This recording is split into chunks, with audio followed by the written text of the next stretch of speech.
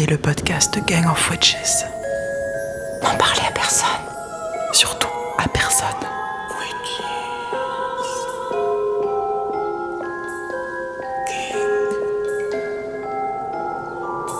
Un podcast produit par Gang of Witches et animé par Valérie Mito et Wendy Delorme.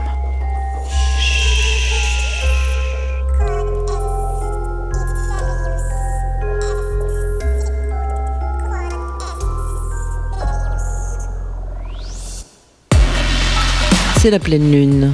Bienvenue à Mi-Sorcière dans le premier podcast écoféministe et révolutionnaire de Gang of Witches. Nous commençons cette nouvelle décennie avec un thème fondamental pour les grands changements qui s'annoncent, celui de l'amour et de la sororité. On découvre avec vous cette nuit les deux artistes fondatrices de Gang of Witches, Paola Yvelin et Sophie Rock, dans leur coven secret où vont se croiser chaque nuit de pleine lune des sorcières révolutionnaires du monde entier. Mettez tous vos sens en éveil. L'esprit des sorcières arrive à vos oreilles.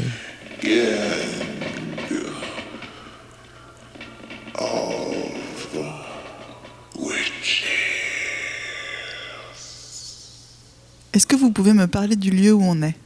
On est dans la montagne, entouré par des pins, dans un coven. Un coven, c'est une assemblée de sorcières. Ça peut être une assemblée physique, un lieu, ou alors juste deux sorcières ensemble, ça peut être un coven. Donc là, on est dans un lieu physique, qui est le sanctuaire de Gang of Witches, qui est un centre d'art, de création, de retraite aussi, et une expérience communautaire et circulaire, écologiste. Tu vois quelque chose à rajouter, chaton ? C'est le paradis. Alors, quels sont les projets que va abriter ce coven ? Qu'est-ce qui va se passer dans ce coven ? Alors, on a un projet de podcast avec Valérie Mito et Wendy Delorme. Des super meufs. Des super meufs, parce qu'il n'y a que des super meufs au coven et quelques hommes chanceux. Donc les projets, projet de podcast avec les valeurs du gang, c'est-à-dire parler d'art, de féminisme, d'activisme et d'urgence écologique. On a aussi un projet de série documentaire avec Sabrine Kasbaoui. Et puis après, de manière plus personnelle, nous on a un projet de tournée avec le groupe de musique. Et toujours le livre annuel. À vous les studios. Le livre annuel de Gang of Witches, cette année, donc on est en année 4, puisqu'on a décidé de faire ce projet sur 9 ans. Et là, donc on a fini le premier cycle de 3 ans, qui était, donc la 3e année était dédiée à Mars. Et là, on s'attaque à Gaïa. Le titre sera Gaïa Rising, avec l'accent anglais qui va bien. On va s'intéresser à l'archétype de la Terre-Mère. Donc ça va guider notre création pendant toute l'année à venir, et ça sera sous l'égide de Gaïa que sera réalisé le livre, donc qui va réunir des artistes plasticiens, de photographes, écrivains, enfin tout genre d'artistes.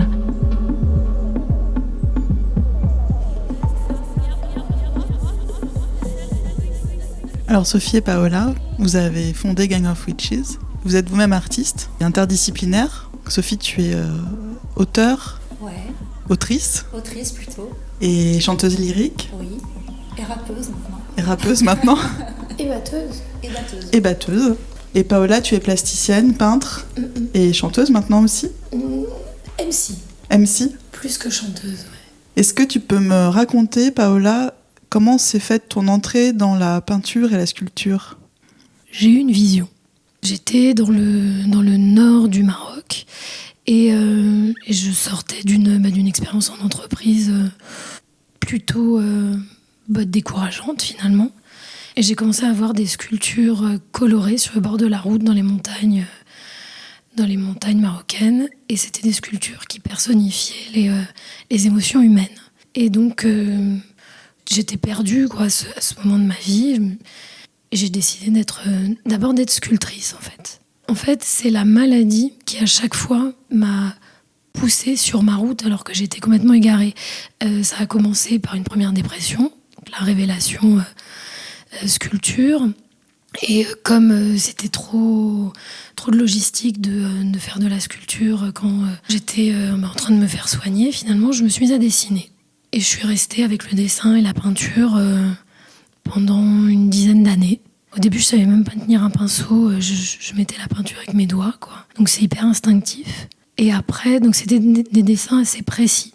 Et après, je suis tombée malade, j'ai eu un problème aux cordes vocales. J'ai failli devenir muette, j'ai eu beaucoup d'opérations. Et là, comme je pouvais pas travailler, pas communiquer, je me suis un peu retirée du monde et du coup, je me suis trouvée, quoi. Et là, je me suis mis à peindre plus avec l'esthétique que j'ai aujourd'hui, c'est-à-dire beaucoup plus viscérale et intuitive, quoi. J'ai lâché le contrôle parce que finalement, j'en avais aucun, quoi. I'm calling upon my witches everywhere, my witches everywhere. I'm calling upon my sisters everywhere, my brothers everywhere. The time has come together. We are stronger together. The time has come together. We are stronger together. Sophie, c'est toi qui as emmené Paola dans la musique, dans le chant ? Ouais, c'est moi qui ai emmené Paola derrière un micro parce que je trouve qu'elle a une voix extraordinaire et que les voix abîmées sont des voix magnifiques. Les gens abîmés, en général, sont des gens magnifiques, je trouve. Et je pensais que ça serait en fait une thérapie, ou du moins une belle revanche, que de se servir de cette voix un peu abîmée pour prendre la parole, dire des choses qui lui tiennent à cœur. On a fait un premier titre qui s'appelle We Are a Gang of Witches. Et en fait, elle avait écrit quelques paroles. Et après, on a eu l'idée de faire un album. Enfin, j'ai eu l'idée de faire un album et je lui ai dit que j'avais besoin d'elle, en fait. Donc, je lui ai demandé si elle était d'accord pour faire partie du groupe de musique. Et elle a dit oui. Et je suis ravie parce que ça sonne super bien. J'espère que ça lui fait du bien de se servir de sa voix et de voir qu'elle n'est pas foutue et que même quand on est abîmé, on peut faire plein de choses. Qu'est-ce que c'est votre morceau favori de l'album ? Capitaclysm. Parce que ça suffit. Ça suffit parce que c'est la source de toutes les injustices, en fait, le capitalisme. Et aussi, d'une manière complètement égoïste, ça me fait du bien de la chanter sur scène parce que je crois que j'ai une grosse colère à l'intérieur et que ça me fait du bien de m'énerver, en fait. Parce que je me l'interdis très souvent et là, j'ai pris le plus gros ennemi que j'ai pu trouver et je lui fais sa fête, quoi. Wake up, comes the prison. Wake up. Wake up, comes the prison. Time's up. Wake up, comes the prison. Rise up. Wake up, comes the fight.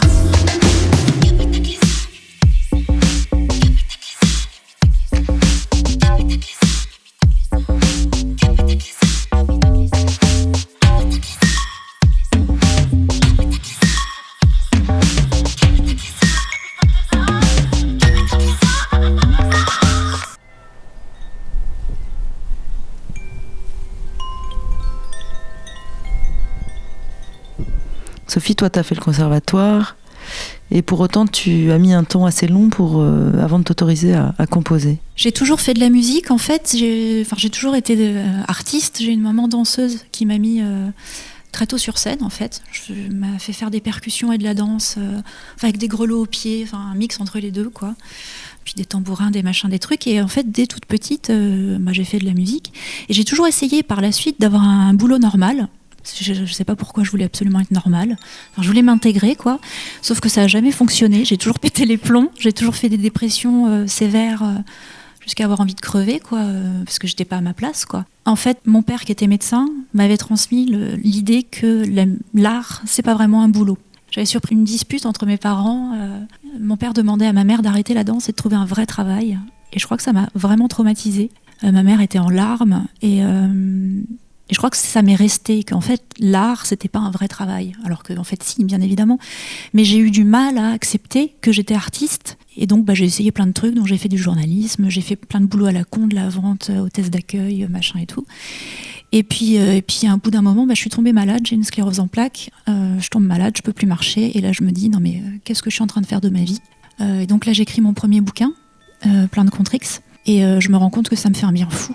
Et à partir de là, j'ai réussi à accepter en fait que j'étais artiste et j'ai réussi à commencer vraiment à refaire de la musique pour moi, à monter des groupes, créer des chansons, écrire des petits textes. Et en fait, je me suis autorisée à exister, je crois, tout simplement. Mais il m'a fallu du temps.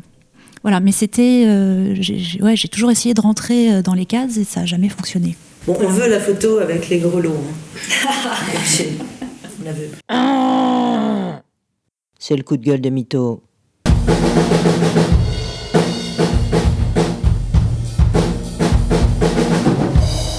Nous Nous, les femmes, aujourd'hui, on veut en finir avec le sexisme et sa violence.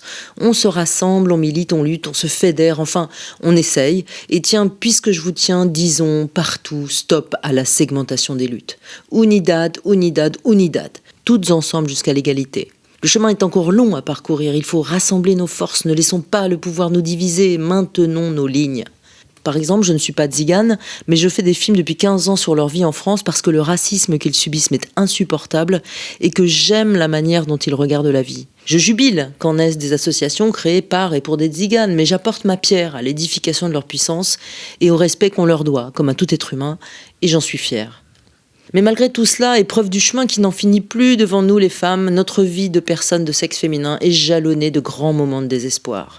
Si on ne garde pas une foi de clitoris en titane dans notre capacité à féminiser le monde, il y a des jours où l'on voudrait que ça s'arrête, cesser d'être une femme, une individu de rien, cesser d'être tout court. Car la maltraitance est toujours en embuscade, prête à dégainer. Il y a l'innommable, celle dont on ne se relève pas, la perverse qui trouvera toutes les façons de nous réduire à néant, l'ordinaire, constante et sournoise, le day-to-day micro-bashing, celle qui ricane dans ton dos, qui te micro-dévalorise, et la somme de ces micro-agressions est une enclume sur le dos des femmes. Et puis, il y a le sexisme au grand jour, social et partagé. Badaboum, dirait Chloé Delhomme, pour déstabiliser le gars pris en flagrant délit de sexisme. La méthode du gang de Chloé a une puissance virale, mais elle demande de la sororité qui fonctionne en bande de filles, précisément. Si je suis seule à affronter le cordonnier qui fait une blague lesbophobe parce que je lui apporte des bottines à boutons, le badaboum fera malheureusement chou blanc. Oui, parfois le sexisme vous épingle de façon inattendue. C'est ça qui est bien, toujours, comme le capitalisme, il se renouvelle. N'aura-t-on aucune occasion de consolider le patriarcat et le credo des badaboomers ? Alors voilà, c'était l'été, nous étions ouvertes et relaxées, prêtes à accueillir de nouvelles pensées, de nouvelles sensations. Vous faites du cinéma et vous voilà à l'impro participant à un festival de films, dans un village de charme accroché aux montagnes, un peu muséifié, dira mon ami syndicaliste. Les people se rassemblent pour l'ouverture de l'événement, c'est l'été, le people est décontracté, les huiles locales font tribune, et c'est là quand vos défenses sont en mode relâche, car vous croyez ferme dans l'avenir de l'égalité, que badaboum. On nous apprend que le festival rend cette année hommage à la femme éternelle. Mon sang ne fait qu'un tour. Qui est la femme éternelle ? Nous toutes sur cette place de village bordée de tables et tréteaux de cocktails et nappes en papier blanc ? Est-ce que son spectre flotte au-dessus de nous, pomone bienveillante, partageant avec nous sa force ? Est-ce que tous les hommes présents réactivent de rechef leur fantasme de femme idéale, visualisant cet objet sexuel nu se fondant dans le rose du ciel pâlissant ? Au juste, qui veut d'une femme éternelle ? Vous, messieurs, qui discourez ? C'est la femme qui engendre et façonne l'homme, s'enflamme l'un des partenaires orateurs. Et vous nous le faites bien payer, j'ai envie de dire. Les orateurs sont genre vieux barbons. Je prie la déesse de l'égalité de me confirmer que j'ai raison de me contrôler, car les générations qui suivent auront compris que la femme éternelle au XXIe siècle, ça n'est pas le chemin. Mais c'est incontrôlable, et même si bien sûr personne ne moufte, car nous les femmes, le sexisme, on est habitués. Alors quand l'orateur, si fier de ses mots, répète encore « la femme éternelle », je hurle « les femmes ». Aucune réaction, pas même quelques légers grognements d'approbation dans le public. Le discours est ennuyeux, tout le monde a hâte d'en finir car le buffet est prêt, alléchant et on a faim.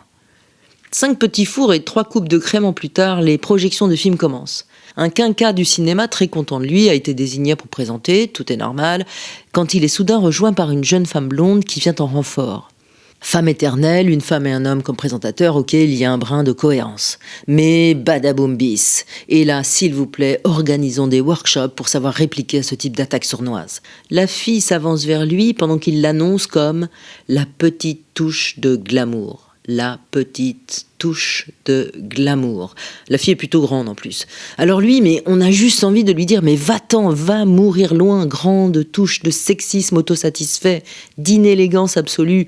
Le gars est devant 300 personnes, vergogne zéro. Il reviendra à la charge, mais pour une fois, la fille se défend. Elle le rembarre bien comme il faut, jusqu'à l'expulser de l'estrade. Il se retrouve au sol et elle occupe l'espace qu'elle a conquis. Chaos. Mais je suis verte que le public ne sache pas encore protester, siffler, réagir quand quelqu'un se sent autorisé à badigeonner son sexisme sur tout un parterre. Je me demande si tout le public est alors complice. C'est rien, vont te dire des copines. Oui, je sais, on est habitué, alors on n'a qu'à plus y penser. Je suis verte aussi de ne pas avoir hurlé aux défenseurs de la femme éternelle. « Je suis là, c'est moi !» malgré l'absence totale de solidarité dans le public. Les forces de l'ordre étaient quasi inexistantes, c'était jouable. Sophie, il y a beaucoup d'humour dans tes textes. Les situations extrêmement désespérées se transforment en quelque chose de radicalement joyeux, de furieusement joyeux. Je suis comme ça, je pense que l'humour c'est ma plus grosse porte de sortie en fait, c'est l'échappatoire à tout quoi. Enfin, c'est une lentille quoi, que tu mets sur la réalité ou pas, et c'est quand même plus sympa de voir les choses de façon humoristique, surtout quand elles sont dramatiques en fait. Déjà ça permet d'en parler sans faire dans le larmoyant ou trop, et puis c'est une façon de dédramatiser, de dire que la vie continue, on peut continuer à rire, c'est hyper important. Et maintenant l'abécédaire lunaire de Wendy Delorme. Aujourd'hui, A comme amour. Amour. Langue morte, ou considérée comme telle. Aujourd'hui étudiée dans certains centres d'archéologie, mais aussi d'histoire contemporaine. Un débat existe pour savoir si son vocabulaire était toujours d'usage à l'ère postmoderne. Confère la controverse qui oppose le Cercle d'études historiques du présent oublié et la Ligue des archéologues du temps retrouvé. Des archives numériques attestent que le langage d'amour fut prohibé du temps des révoltes écoféministes intersectionnelles mondiales de la fin du XXIe siècle, divers groupuscules activistes s'en réclamant alors comme d'une force motrice structurant leur action. Des termes tels que sororité ont alors été bannis du dictionnaire officiel, et d'autres termes tels que bienveillance et compassion déposés à l'INPI par les grandes entreprises pour être intégrés au vocabulaire managérial des SS2I ou à la communication corporate du secteur pharmaceutique. Le dénominatif « amour », désignant par ailleurs une denrée immatérielle dont certains signifiants peuvent se commercialiser sous forme de biens et services, une journée internationale de l'amour fut déclarée à l'ère industrielle en Occident, à la date du 14 février du calendrier patriarcal, dit aussi calendrier grégorien.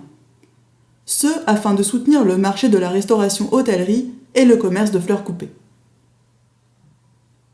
Par son négoce, le langage d'amour a subi un démantèlement des syntagmes et une resignification des termes. Certains sociolinguistes décrivent ce processus comme un trou noir sémantique, affectant la production de sens et le lien social.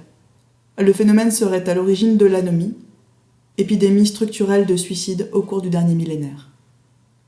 Dans l'usage populaire, certains des signifiés iconiques du langage d'amour subsistent néanmoins. En témoigne l'emploi des émoticônes en forme de cœur, l'organe palpitant qui symbolisait le siège des émotions depuis la Grèce antique jusqu'à l'avènement de la pompe à sang synthétique.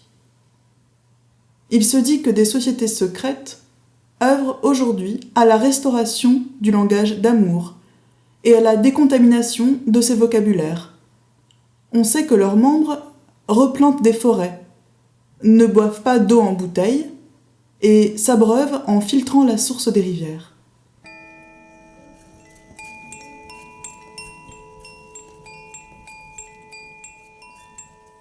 On voit que dans vos parcours, toutes les deux, Sophie et Paola, il y a la maladie qui vous a affecté chacune, et puis vous vous êtes trouvées. Oui. Et la thématique de ce premier cycle d'émissions de podcast, c'est l'amour et la sororité. Génial. Est-ce que vous pouvez me dire ce que sororité signifie dans votre vie ? Quel rôle ça a joué ? En fait, quand on est un peu handicapé finalement par rapport au monde, comme tu disais, que tu n'arrivais pas à rentrer dans les cases, quoi. Donc c'est quelque chose qu'on peut vivre comme un handicap, d'être inadapté, d'être différente. Quand on rencontre quelqu'un qui est inadapté d'une manière parallèle, du coup, il y a une porte qui s'ouvre et on n'est plus enfermé en prison et on peut explorer autre chose finalement. Et ça donne vachement de force de ne pas se sentir seul, quoi, par rapport à une société que moi j'ai vécue comme étant hyper violente et monstrueuse. De trouver un chaton qui le vit de la même manière et avec qui on a envie de construire aussi avec légèreté, mais de manière aussi très sérieuse, c'est salvateur, quoi. Non, C'est pas contradictoire, et en plus il y a aussi cette question de comment on est dans la société. Surtout quand on vieillit, quand on passe 30 ans, 40 ans, qu'est-ce qui se passe quand on n'est pas en couple avec un homme et qu'on n'a pas d'enfant, et qu'on n'a pas finalement et qu'on n'a pas envie, quoi. Comment on est au monde? On est tout seul, on est une sorcière, et en fait on n'est pas une sorcière, on est plein de sorcières. La sororité, c'est de rencontrer toute cette communauté qui ne trouve pas sa place dans le monde qu'on nous donne, qu'on nous vend, qu'on nous impose, et de se dire ok, mais en fait on est plein à pas être d'accord, et la sororité, on est une armée de sœurs, quoi. Ça donne une force incroyable, ça permet de s'autoriser justement, et de changer en fait les repères. On est valide, voilà, ça permet de se sentir valide, de se sentir forte, et de continuer à avancer. Là où si on avait été seul, peut-être on aurait pas osé. Ça permet de plus passer forcément par l'approbation du patriarcat hétérosexuel. Concrètement, ça se traduit par le fait que dans ce lieu, le Coven, il y a une bibliothèque qui est incroyable et qui est constituée principalement d'ouvrages écrits par ou recensant l'œuvre d'artistes femmes féministes. Et c'est ça aussi que vous faites. Je sais que Paola passe du temps à chercher des images que produisent d'autres artistes. Il y a une recherche active de votre part pour trouver d'autres artistes qui correspondent à votre vision du monde. D'autres artistes et d'autres activistes aussi. Bien sûr, l'art est la première lentille, mais c'est un coven et on a 8 chats et une trentaine de chauves-souris. Voilà, petite parenthèse animale. On est chez les sorcières. Et on a 2 grenouilles aussi. Oui, c'est vrai. Et une araignée qu'a découvert Wendy, qui s'appelle Atropos, qui est très très belle, qui était énorme, quoi, qui devait faire 4 cm. Bref.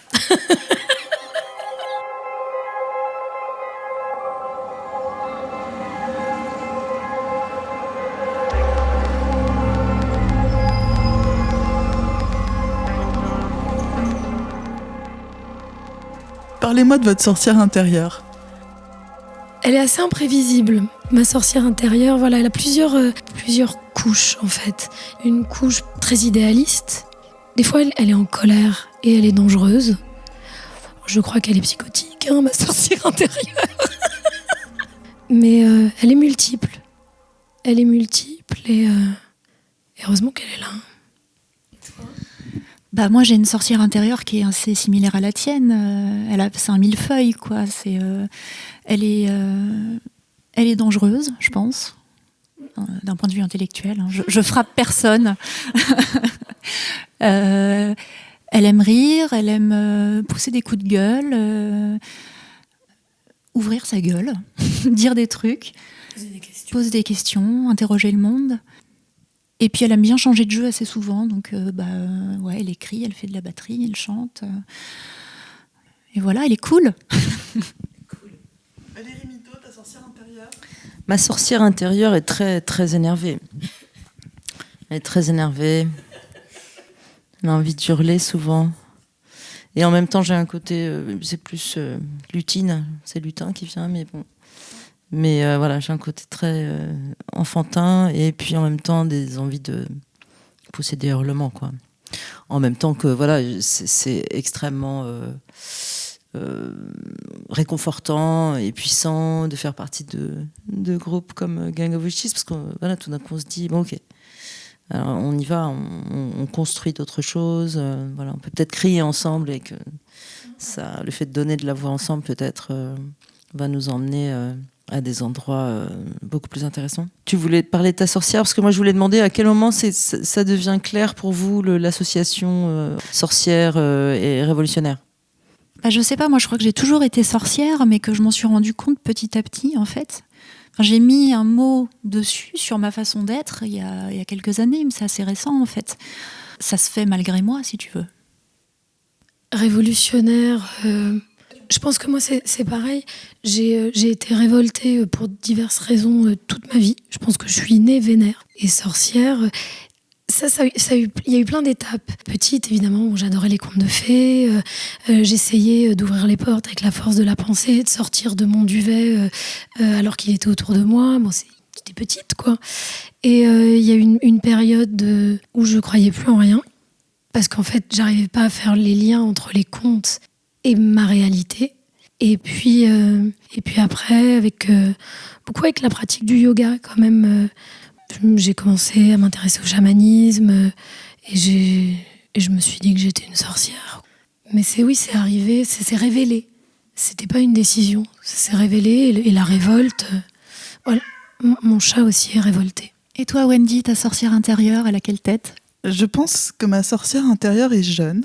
C'est pas une vieille âme. Je pense qu'elle s'inscrit dans une lignée et que pour elle, la transmission et l'héritage sont très importants et qu'elle respecte beaucoup ses aînés. Et ma sorcière intérieure ne supporte pas l'autorité. Elle a un côté sale gosse et c'est une grande amoureuse. On a pensé que ça serait intéressant de vous demander de rentrer en profondeur dans une de vos œuvres favorites. Paola, tu as choisi un tableau qui représente la Lune, qu'on verra sur la page du podcast. Tu peux nous en parler ? Je vais essayer. Alors, c'était en 2013. J'étais à New York et puis j'étais partie 3 mois là-bas et j'ai commencé une série. Je ne savais pas du tout ce que ça allait être. Donc, ce qui m'a obsédée quand je suis arrivée là-bas, c'était les blocs. Les blocs empilés. J'étais dans un jeu de Lego géant. J'ai commencé à faire une sculpture qui était très carrée par rapport à celles que j'avais fait avant, qui sont quand même plutôt avec des formes hyper organiques. Et là, c'était hyper carré. Je me dis, tiens, comme j'aimais bien la symbolique du tarot, puis c'est la tour. Puis il y avait deux têtes en haut. Donc c'est la tour. Je vais travailler sur les tarots. Et la façon dont j'ai décidé de le faire, c'est que je voulais faire les 22 arcanes majeures et décider de quel arcane je venais de peindre ou de sculpter, parce qu'il y a 3 sculptures dedans, seulement après l'avoir terminé. Donc c'était comme un tirage en fait. Je me suis tiré les cartes. Et donc la Lune, ça a été une des premières peintures que j'ai faites. Et nous, on aime bien suivre avec Sophie, en tout cas, les cycles de la Lune. C'est pour ça aussi qu'on a choisi de diffuser le podcast Les Soirs de pleine Lune. Il y avait je vais me tourner, je vais la regarder, voir ce qu'elle me dit. Elle a beaucoup d'yeux. Elle veut voir sous différents angles. Des miroirs aussi. Parce que finalement, quand on est artiste, je crois, en tout cas moi je le vis comme ça, j'ai l'impression que mon boulot, c'est de refléter le monde à travers le prisme unique que je suis et qu'on est tous, quoi. Mais pour moi, c'est vraiment ça, être artiste, c'est offrir une réflexion, parce que c'est notre boulot, donc on a le temps de le faire. Quand tu te lèves à 6h du mat, que tu as tes gamins, tu as eu 1 heure de transport, t'as pas méga le temps de réfléchir sur le monde, quoi. Ou si tu l'as, tu le prends, un chapeau. Donc c'est un travail d'être artiste, et c'est un travail précieux, en fait, et indispensable, en tout cas pour les humains. Après, pour la société capitaliste, je pense qu'on est un peu dérangeant. Donc la Lune, elle est morcelée, elle est faite de plein de petits bouts, elle est kaléidoscopique, on ne sait pas trop dans quel sens elle est. Elle a plein de têtes. Je pense que c'est un peu un autoportrait. Le regard qui va en haut, en bas, dedans. Parce qu'elle réfléchit, la Lune, finalement. Mais du coup, elle regarde où ? Est-ce qu'elle regarde dedans ? Elle regarde plutôt dedans. Ça fait peur de regarder à l'intérieur aussi. On est toujours dans une espèce de frénésie, d'image, de se définir. Mais peut-être que des fois, il ne faut pas trop se définir non plus, quoi, pour faire sauter des résistances. Enfin, je digresse à fond, mais c'est ça une carte de tarot aussi. On dirait un crâne aussi. Voilà. C'est tout ce qu'elle a à dire. Sophie, tu écris en ce moment un livre qui va être diffusé sous forme de chronique, de roman feuilleton. Ouais. Est-ce que tu peux nous en parler ? Il s'appelle Ad Vitam Aeternam. Ouais. Ad Vitam Aeternam, c'est pseudo-dystopie, parce que ça pourrait être la réalité, en fait. Ça dépeint une société dans laquelle la science a remplacé Dieu et dont les dirigeants cherchent à tuer la mort, cherchent le remède, ce qui rend immortel, quoi, physiquement. On suit les aventures de plusieurs personnages qui ont des situations différentes, des sexualités différentes, Des aspirations communes, par contre. Trouver la liberté et se défaire du joug du père, de l'autorité patriarcale, en fait. Comment on fait quand on est dans une société hyper répressive? Qu'est-ce qu'on fait, en fait, pour résister? Est-ce que c'est vraiment utile de tuer la mort? Ça, c'est la question à laquelle je répondrai plus tard. Bon, et donc ça va être formidable puisqu'on va avoir les épisodes de cette histoire sur le podcast de Gang of Witches. En exclusivité.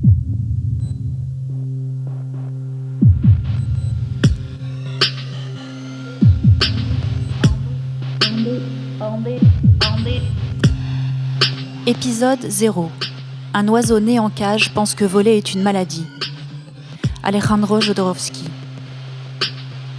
L'électroencéphalogramme a détecté une activité cérébrale anormalement intense. Vous avez fait un cauchemar, ce n'était pas réel, tout va bien. Le ministère de la Santé inaltérable et de la vie éternelle a jugé bon de vous réveiller dans un souci de préservation de votre santé mentale. C'est en effet le son aigrelet et insidieusement pénétrant émis par son lit médicalisé qui a réveillé Ava 1506. Pas les terrifiantes angoisses de morcellement et de liquéfaction auxquelles elle était en proie dans son rêve, ni cette sensation vertigineuse de chute sans fin vers un abîme dont elle ignorait tout. À présent assise en sueur dans son lit mouillé, il ne lui reste en mémoire que quelques bribes embrumées de rêve, un songe angoissé où il était question d'enlèvement et de séquestration, et dans lequel elle était le personnage principal. Plusieurs fois, elle avait tenté de sortir de ce cauchemar, imaginant son réveil, mais sans succès. Ava déteste être tirée du sommeil par l'alarme sournoise de son lit, mais elle apprécie malgré tout d'être enfin sortie de ce délire onirique. Bien qu'elle soit à présent réveillée, un poids oppresse toujours sa poitrine et son cœur y cogne violemment, semblant vouloir en sortir.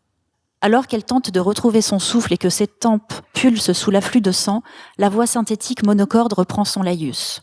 Poids stable. Ratio masse musculaire, masse graisseuse stable, température normale, contraction spasmodique dans les membres inférieurs détectés, calcul de votre taux d'oxygénation, de votre tension et de votre rythme cardiaque en cours. Veuillez patienter.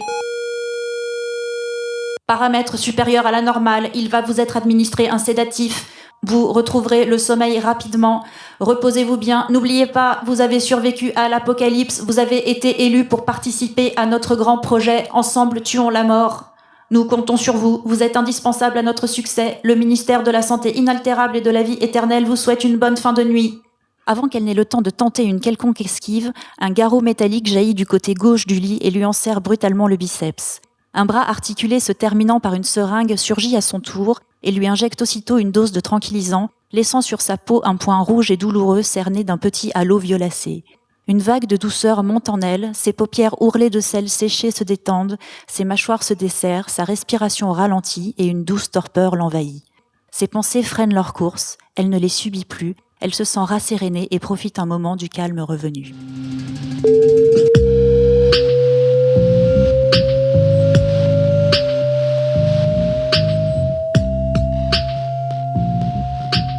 Si on se projette un peu plus loin, qu'est-ce qu'on peut dire sur le niveau d'ambition qu'on pose par rapport à cette aventure? Tu en parlais tout à l'heure, la révolution. L'ambition, c'est... on l'a posé très clairement en fait dans le premier titre de l'album. C'est un appel à des gens qui se reconnaissent dans ce qu'on défend, dans ce qu'on dit, dans la façon qu'on a de le faire. Et l'ambition, c'est ça, c'est de se rassembler, en fait, de créer un monde parallèle. C'est de créer un autre monde. Celui qui est en place, de toute façon, c'est une mécanique bien huilée. Donc, il faut que la majorité des humains se réveillent et prennent conscience de l'endroit où ils vivent, et prennent conscience aussi qu'ils ont du pouvoir pour créer un monde un monde plus juste, qui leur convient. L'ambition, c'est la révolution. L'idée, ça paraît paradoxal vu qu'on est un gang d'artistes, mais l'idée c'est de mettre notre ego de côté et de se rapprocher d'autres collectifs, mouvements. Enfin, il y a énormément de collectifs féministes et de festivals féministes qui se sont créés. Il y a le mouvement de Extinction Rebellion qui fait un travail admirable. L'idée c'est ça, c'est de mettre l'ego de côté et de rassembler les luttes en fait et de laisser tomber les labels. C'est que des échanges, des collaborations. On n'a pas trop de marge en fait pour la gloire. Après, évidemment, en tant qu'artiste, on a besoin de reconnaissance et tout, mais non, le but c'est de s'unir, quoi, avec tous ces mouvements parce qu'on veut la même chose, quoi. Dans la sororité, il y a le fait aussi de se reconnaître et de se donner mutuellement de la reconnaissance. Quand on est artiste, il y a toujours cette question de est-ce que ce que je produis va être vu, est-ce que ça va toucher d'autres personnes. L'auteur se dit est-ce que je vais trouver un éditeur, le peintre ou la peintre se dit est-ce qu'une galerie voudra accueillir mon œuvre. Et en fait, là, vous court-circuitez les dispositifs en place pour la reconnaissance des artistes par le simple fait de rassembler déjà beaucoup de livres et d'œuvres faites par d'autres artistes et de les rencontrer. Déjà, on se sent reconnu. Tu veux en parler du système de reconnaissance des artistes ? Ça fait partie de la création d'un nouveau monde. C'est-à-dire, moi je me suis souvent demandé, ok, donc je veux plaire à qui ? Parce qu'il y a des gens, j'en ai rien à foutre de leur plaire, quoi. Je veux plaire à des j'ai envie qu'on m'aime et que ça soit des gens que moi je respecte et que j'admire qui m'aiment. Donc du coup, l'idée c'est de rencontrer ces gens-là qui vont nous toucher, d'échanger avec eux et de se rendre compte qu'on n'a pas vraiment besoin de la reconnaissance du système, parce que nous aussi on a un système. Moi, il y a un truc quand même qui est important pour moi, c'est que le public, donc les gens qui ne sont pas forcément dans notre système, entendent ce que j'ai à dire, enfin ce qu'on a à dire. Parce qu'on est porteuse de messages importants, que ce soit aussi bien dans mes textes, dans ta peinture, que dans les paroles de nos chansons. Moi, je fais des chansons pour être entendue, j'écris des livres pour être lus. Alors du coup, ok, on court-circuite le système en se donnant de la force mutuellement, mais c'est important aussi pour moi de réussir à être vue et entendue au-delà de ce système. Enfin, au-delà de notre système. Mais quand je parle de système, en fait, c'est un système de diffusion. C'est une organisation qui va être autonome, on publie nos livres, on organise nos événements, et donc on trouve notre public. Donc c'est en ça que je dis que c'est la création d'un nouveau système. C'est pas que les artistes du gang, c'est toute la machine. C'est un appel, quoi. Évidemment, c'est fondamental, quoi. Oui. Alors dans la boîte à outils, parce qu'on a une rubrique boîte à outils, les outils du jour, la boîte à outils antisexiste, mais pas que, c'est déjà ne jamais dire du mal de soi-même. Outil numéro 1. Outil numéro 2, ne plus... les autres s'en charger. Outil numéro 2, qui est proposé par Chloé Delhomme dans son ouvrage Mes bien chères sœurs, c'est ne plus jamais laisser passer le mot connasse, et ne plus jamais le prononcer.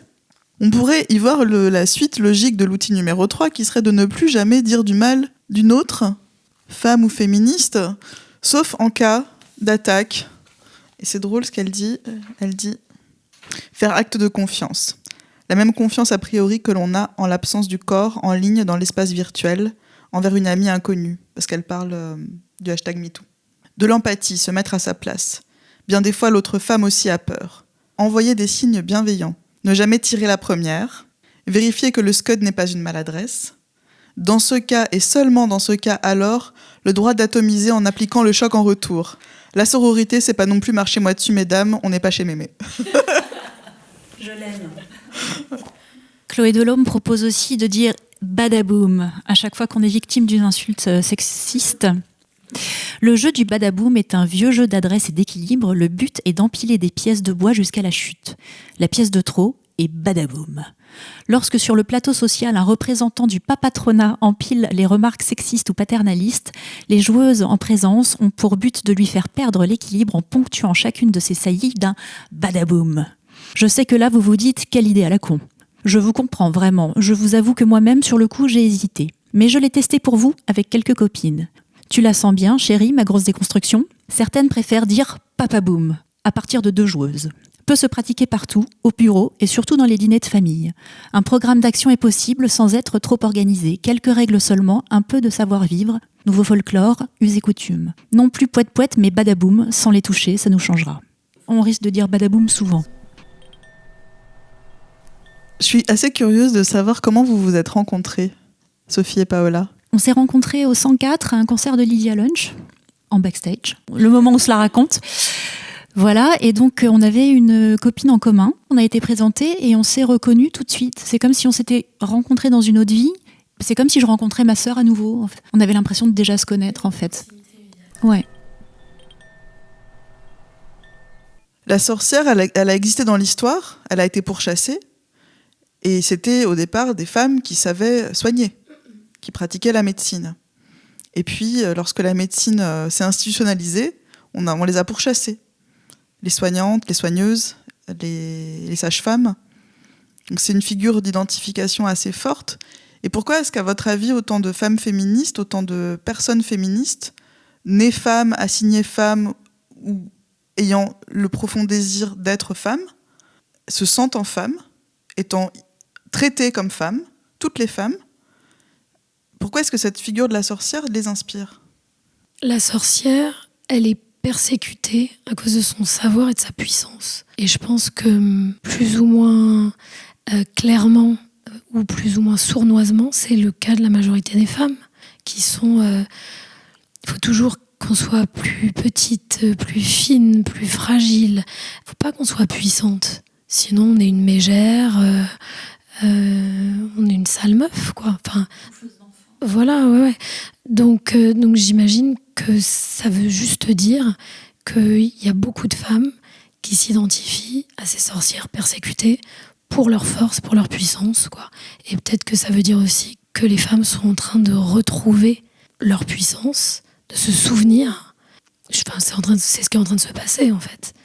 Et c'est là qu'on peut faire le lien aussi avec la sororité. La sororité, c'est un laboratoire pour libérer notre puissance. On va réussir à passer au-delà de cette sédimentation d'oppression comme femme ?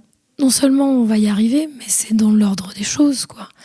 Et on se rend bien compte qu'il y a beaucoup de projets qui sont portés par des femmes, et l'impact social, environnemental est différent quand c'est des projets portés par des femmes, quoi. Donc, moi j'en suis convaincue, c'est dans l'ordre des choses. Alors après, ça veut pas dire que ça va être facile, mais même le système économique, depuis 2008, il est foutu, ils le maintiennent avec un respirateur artificiel, mais c'est système financier, etc.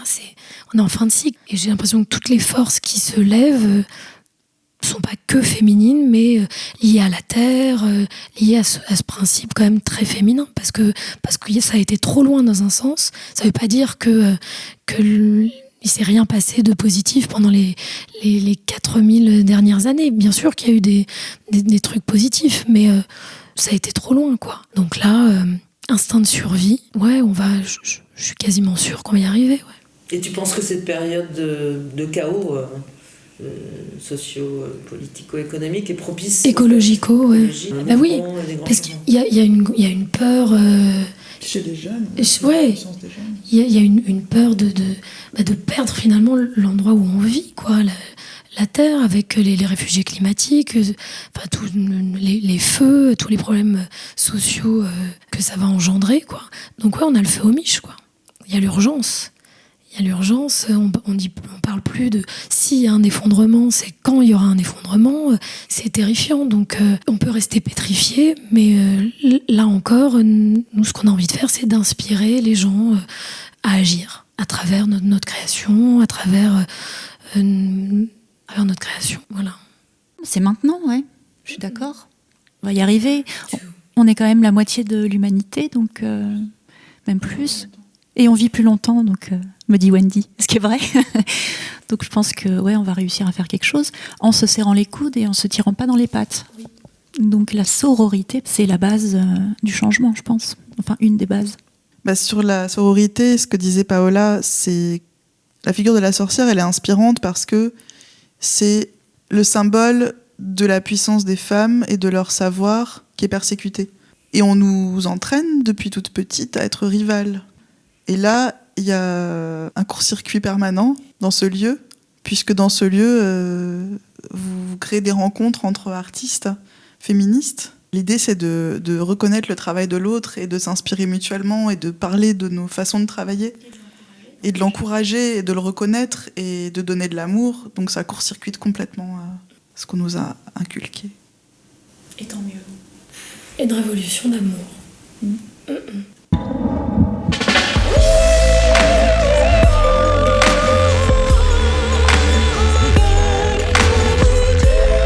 Le jour se lève et notre premier podcast s'achève. On espère avoir réveillé la sorcière qui est en vous.